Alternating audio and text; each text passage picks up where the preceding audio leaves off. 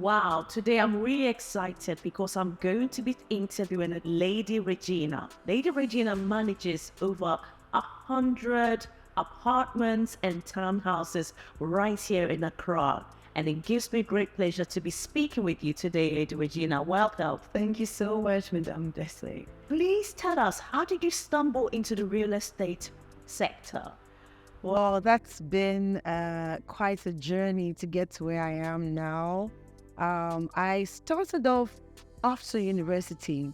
My first degree is in psychology, and then I minored in political science. So, of course, that's way away from real estate. But then I found myself after national service in a very big property management company based here in Accra. And I just fell in love with everything real estate that was happening in that company. Plus, I had very good teachers, I must say, so kudos to them. And that's how it started, basically. I was given the opportunity to learn on the job. At the time I finally left, I was managing about 100 plus apartments where the facility officers of those properties were reporting to me. So everything revolved around my desk. And then towards the end of my tenure with them, I was moved to a property. So I actually had the feel of being a facility manager on site. And that did it for me. That did it for me. So that's how it started, actually. That's amazing. That's really amazing. So initially, you did not actually plan to get into property. Not at all. Not the slightest at all. In fact, from the very beginning, I wanted to do something science. My father was a medical doctor. And so everything I did was science related. And so even going to psychology and not doing the science part of psychology was even bad for me. So real estate was very far from me, but God always has a way of putting you in that place. So yes. Amen. And 20 years later, you're managing so many properties. That's right. I mean, the reason that I was so excited when I heard this is because I know that in Ghana, especially in Accra, the real estate sector is dominated by men. And you are a female who has managed to, acquire so many properties and manage them. And I understand that you even own some of them yourself, that you rent and then you rent to others. That's right. So yes, I must say that it's still a male-dominated kingdom of real estate, but I'm happy to say that there are lots of women in real estate now, especially in Accra in Ghana, and we're working together to build more of what's coming up. Yes. Okay, wonderful. So looking back at how the real estate market was then and is now, how would you differentiate between what the main difference has been? Because I'm sure when you started maybe 15, 20 years ago, things have evolved. Yeah. So what would you say has been that transition? Well, I must say that it's improved tremendously. The skyline of Accra has improved with many different buildings coming up, high-rise buildings, apartments, commercial as well, actually. Yes, and because of the inflow of more diasporans into Ghana, it has changed. Value-wise, price-wise, of course, the same value of a property 13 years ago is different from today. The rental rates are different. Even property management, because my niche is property management. That sector has improved as well, where homeowners do realize now the benefit of having someone manage their properties for them as an investment, and not just that, oh, my family member is staying there and how, you collect rent as and when. No, it's an investment. It should be managed properly, should be taken care of so that it doesn't dilapidate. And if you have tenants in there, the tenants are comfortable enough. So that's how much it has changed. Okay, so from what I'm understanding, some people buy properties, but perhaps they're not ready to live in. Exactly. They might be living abroad. Oh, yes. So they will get the property and then they will basically ask you and your business to manage it for them. Is that how it works? Exactly, that's how it works. So that's the property management side of it. Okay. Yes. Okay. Wonderful, wonderful. So for those diasporas who are abroad, thinking of relocating back to Ghana, because there is such a move, as you know, the president has been making it possible for lots of diasporas to come home. Yeah. So for those who are thinking of, coming back home, what would you say are the critical considerations for them to be aware of before they actually come to Ghana? That's a great question, because we do find a lot of people coming into Ghana without foreknowledge, and it has its advantages and disadvantages, and mostly disadvantages, because then they come with they get stuck. Some of them are duped. Some of them get coming home remorse, if there's such a thing, and then they pack up and leave with disappointment. But the major considerations, of course, I would ask that you come home, you come back for like a vacation period, especially if you've not been home for a very long time. There are some clients of mine who were born outside of Ghana and who have never even been to Ghana. They've only just heard stories, and then they say, listen, I'm tired of living in the UK, for example, I'm coming home. And then they get a culture shock because they don't know anything about it. But generally speaking, listen, come over, spend some time here, even if just a month, get to know the terrain of Ghana, and then you can make the decision first. If you want to come back and stay, the weather is different, the people are different, the structures and developments are different from what you're used to, okay? And then consider your budget. What it takes to live outside of Ghana is not the same as here. I have family and friends, and even I have traveled outside of Ghana, and I realized that, hey, so Ghanaians, we are managers. Yeah.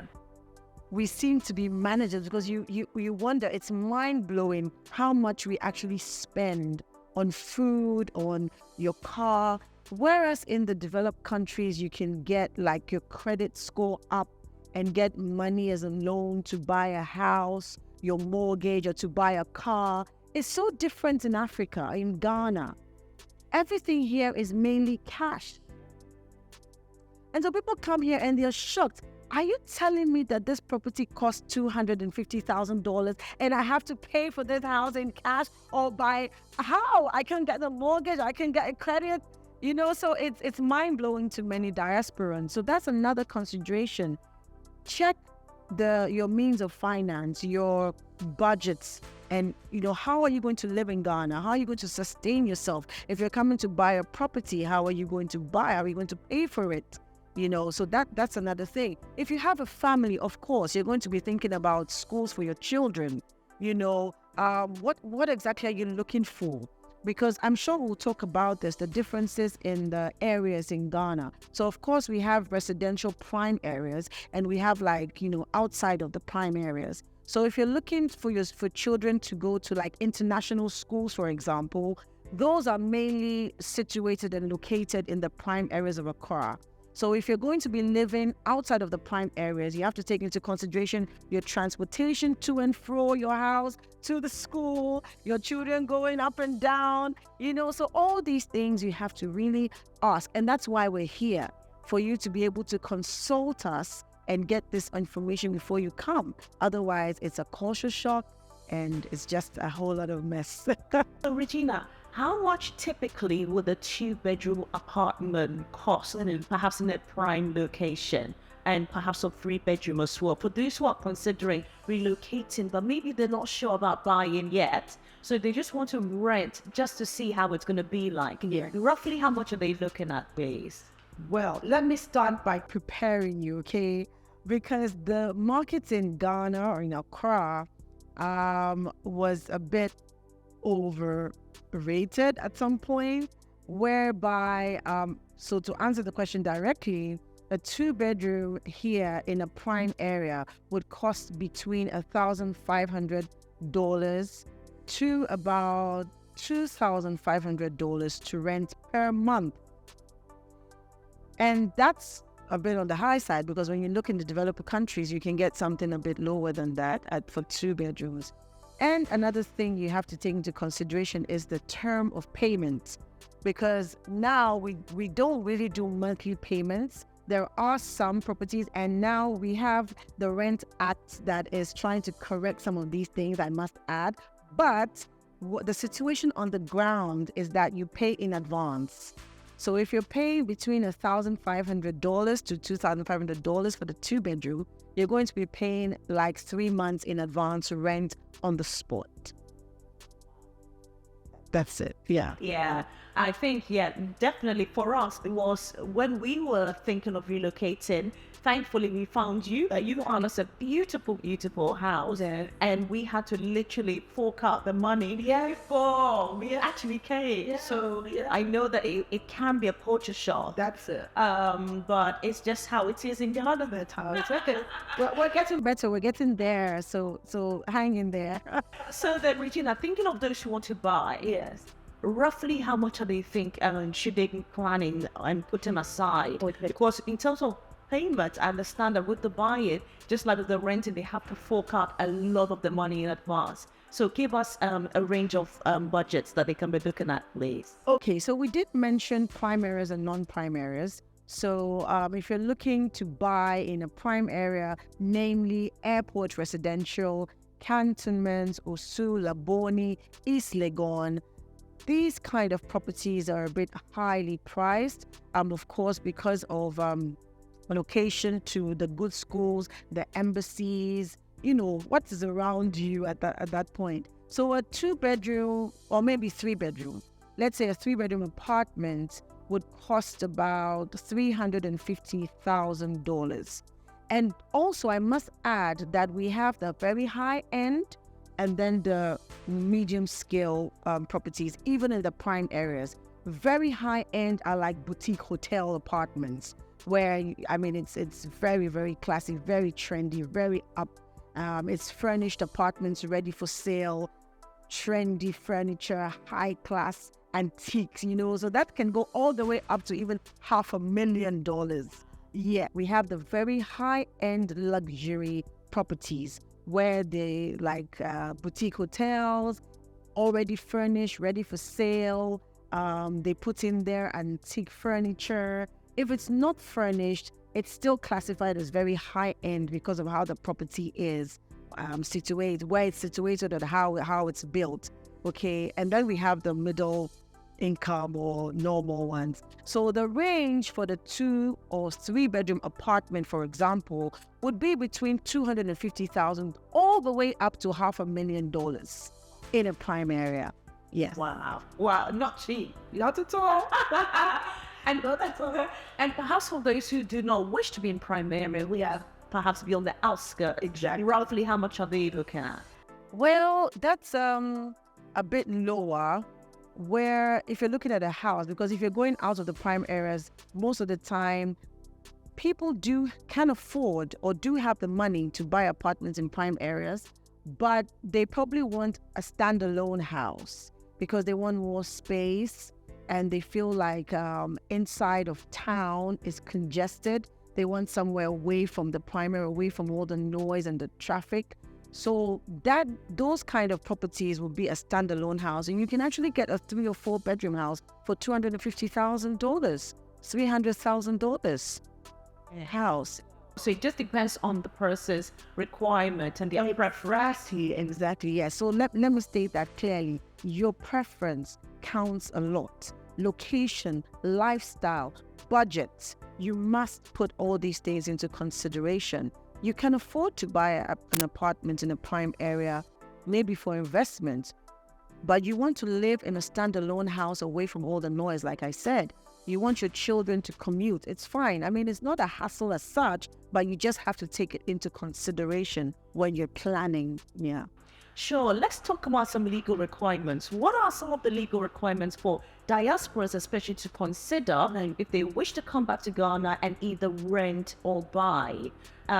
Especially if they're not perhaps originally from Ghana, can they do that, or are there any restrictions? Well, for now, the laws of Ghana do not restrict foreigners to buy property, but there must be adequate documentation involved. we've had foreigners who want to dump money here for some reason. It can be even money laundering, yeah, but there must be an adequate trail. There must be documentation. Maybe you live in France and you want to buy a house in Ghana. Let's see that what you're doing in France. I'm a doctor in France. This is my hospital. This is where I work, and I'm going to transfer this amount of money to the homeowner here in Ghana or to my representative here in Ghana. It's going to go through the bank. All the documentation is going to be legal, and the process is going to be done correctly. I don't know of any laws now in Ghana that restrict foreigners from buying property, because most of my clients are foreigners. Thank you so much for saying that. So, in terms of challenges, what kind of challenges have you seen that diasporans tend to face? I think you mentioned some of them at the very beginning. Yeah. But I think for those on the ground, they know the terrain. But when you're a diasporan, maybe you've never come to Ghana, or maybe someone like me, I was born and bred in Ghana, but left Ghana at a very young age, wanting to come back. What are some of the challenges that you've seen, especially when it concerns the real estate market? Culture shock.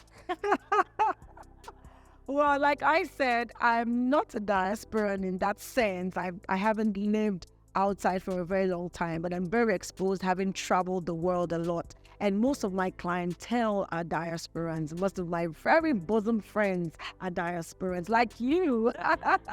So I do know some of the challenges that you've been through, And culture shock, yes, the dealings, if it comes to real estate, who exactly are you dealing with? This broker or this agent, are they licensed? Do they have a professional outlook? Are they professional enough to take you through the process of renting or buying? Are you sure that your funds are going to the right person? No one is going to run away with your money. At the end of the day, you say, oh, I paid my 1 year's rent to someone, and I go to the property and the landlord said, excuse me, I don't know anything about it. It does. It has happened. Yes, unfortunately. So these are some of the challenges. The structures are not in place. We are getting there, but you do have to have your wits about you concerning some of these things, because there are some fraudulent people in the real estate market. Wow. And I've even heard stories of people buying land, thinking that someone is building properties for them. And then the person is sending them pictures of the progress. They come to Ghana and they get a total shock. Oh my! To know that there's nothing. Oh my goodness! This has been a very sad situation happening for some time. Yes, and it's quite sad. But that's the awareness we're trying to create, where this company you're working with, either it's a developer or a real estate agency or a real estate company that we can vouch for what we're doing. Don't send money to your friend or your neighbor who you've known for 10 years and you live in the UK and, buy this land, buy your house for me and build me a property, and they'll send you pictures. That's what will happen, but unfortunately, it has happened in the past. It's being reduced because, of course, people have the awareness now, and we are here to correct. And I know that in terms of what you do, you're actually the president of an association that is aiming and looking at how to regulate these things. So perhaps want to touch on that. Exactly. I'm very happy you brought that up. The Rental Housing Association of Ghana was founded last year, but it had been in the thought process. Our chairperson is so well versed in this sector. She's also a diasporan and she's married to a Ghanaian, I'm happy to say. So the connection is there. And we came together and said, listen, there's so many structures we need to put in place in this industry. Regina, I was reading a report recently produced by the Ghana Investment Promotion Center, giving 10 compelling reasons as to why people should invest in the real estate sector in Ghana. So perhaps can you tell our viewers as to why they should invest in the real estate sector right here in Ghana? This is a great time to invest, to come back home. You see, that president even mentioned in one of his speeches, said, come back home, come bring your skills, bring your talents, bring everything and come back home and help Mother Ghana. Compelling reasons. Number one, we have a stable environment, and we thank God for that, because our neighbors, I mean, you hear of wars and rumors of wars, but in Ghana, we've been stable so far. So you have a good environment for business. You know that you're not just going to up and leave and have to flee from the country because of reasons, but so that's one. And the second thing, of course, like we've spoken about real estate so far, is your return on investments. High yields on property investments. If you're looking to buy and use it as an investment property, your return on investment is high depending on what type of property, number one, and what type of rentals you're using the property for. So if you're doing short-term rentals, for example, those are quite higher in price than long-term rentals. Even though, yes, you need more maintenance with short-term rentals. And that's why property managers are very essential. That's why Lady R Real Estate Services Limited is one of the property management companies you should contact for such a time as that. And then, of course, the environment is just right at this time. I mean, I hear a lot of family and friends in the diaspora complaining about what's happening there. It looks like the tide has turned, if I can say that. It's a bit turbulent now in the States. It's a bit turbulent in the UK, in Germany, where I've lived in Germany for some time. It's a bit turbulent there as well. So come home. There's peace. I mean, my mother says to me, in her backyard in Kumasi, there's contumely growing in her backyard. In Germany, she has to go to the store to buy contumely. Yes, so you want to come home to relive that lifestyle, yeah. Thank you so much for saying that. And for those who wish to take up the pull of coming back home, how can they reduce their cost of living? Because you mentioned earlier that first, for some people, coming here might be a culture shock. Because in the UK, in America, it's very much a debt-ridden society. Everything you could just swipe through the credit card. Whereas in Ghana, everything is half-advanced. So what can they do? I mean, can you give us some tips that diasporans can use to reduce the cost of their living when they return to Ghana? Well, it's quite difficult because, I mean, when you're used to a certain kind of lifestyle, it's difficult to change or adapt. But maybe the basic thing you can do is, number one, buy in bulk, food items, locate and ask locals for marketplaces, or even if it's supermarkets, let's get supermarkets that maybe sell in bulk or are located in some areas of town that don't target diasporans or expats, because they know that, hey, look, you're coming to spend dollars, and so they're pricing their goods in a certain range, so you can go a bit out of town and buy your groceries and all that, and get the feel of local markets. That's another reason why you're coming back home anyway, because you want a fresh coconut. You don't want a coconut that has been in the supermarket for you don't know how long. You want a live chicken. I have friends who hadn't seen live chickens until they came to Ghana, because all you're buying is the one in the coastal. I even have someone who says you're buying corpses because they've been dead for a while. Yeah, so all these things, I mean, come and adapt to a new way of natural living. Even if you want to maintain your sushi and all that, let's show you where to go buy these things so that you're not in a box and you're not buying everything as you would be buying in the States. So, excellent. Thank you. Those are excellent tips. I'll definitely be taking some of them on board. And Regina, how much would you say at the very least is needed to me to settle in Ghana? Wow. Very least. Because I know after listening to this, there will be some people there want to come. What would you say at the very least they need in order to be able to settle? To be honest, I would kind of dodge that question. To be honest, because I think it's relative. Like the tips I mentioned, it's still relative. But I think that's why you should have a consultation. So I would be so happy to speak to anyone who's looking to come back home. Call me, give our office a call, give me a private call. Let's discuss what your preferences are.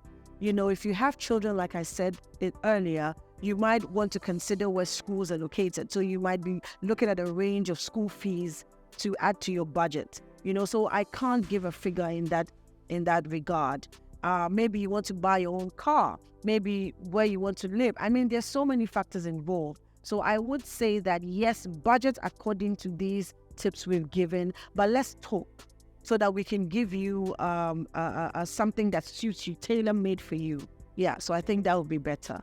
And I think I can attest to that, because when we decided to relocate, you definitely asked us, what is your budget? And then you found us something that is suitable. And location-wise as well, you had some reasons why you wanted to be in that particular location where we found you a very beautiful house. So that's another reason. We didn't bring you maybe in cantonment or some other area because we knew what your preference was concerning your location. So that's another thing. We need to consult with you and know what exactly we're looking for.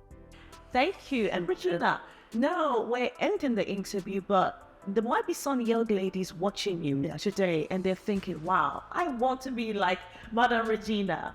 I want to be able to have real estate under my belt. What advice would you give to that young lady sitting and watching you today, hearing all about your successes as to how they can begin their journey?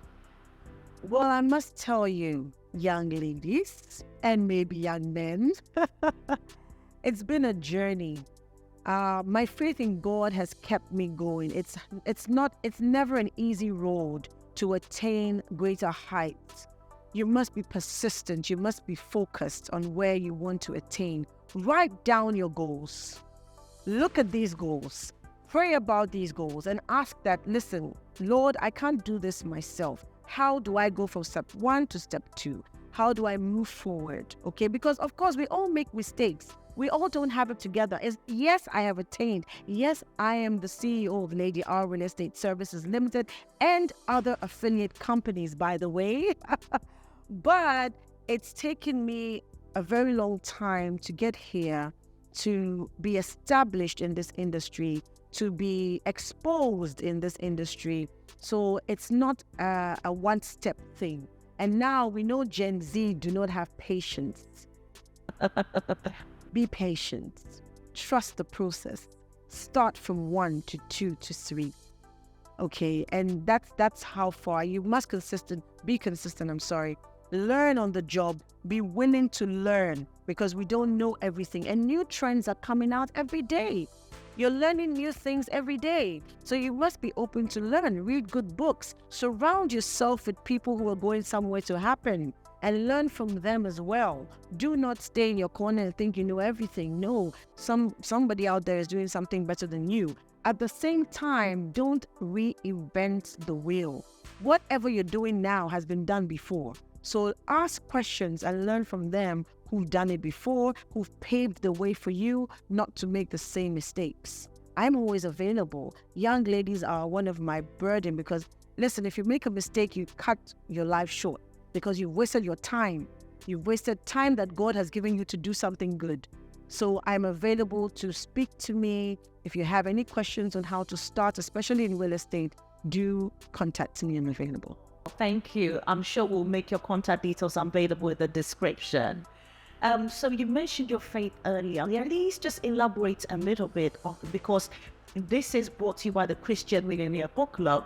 And for us, we believe that our faith is so important. So share with our viewers as to how your faith has brought you here and what difference your faith has made in your life, please. Oh my goodness. I don't think that we could have been here without God's grace.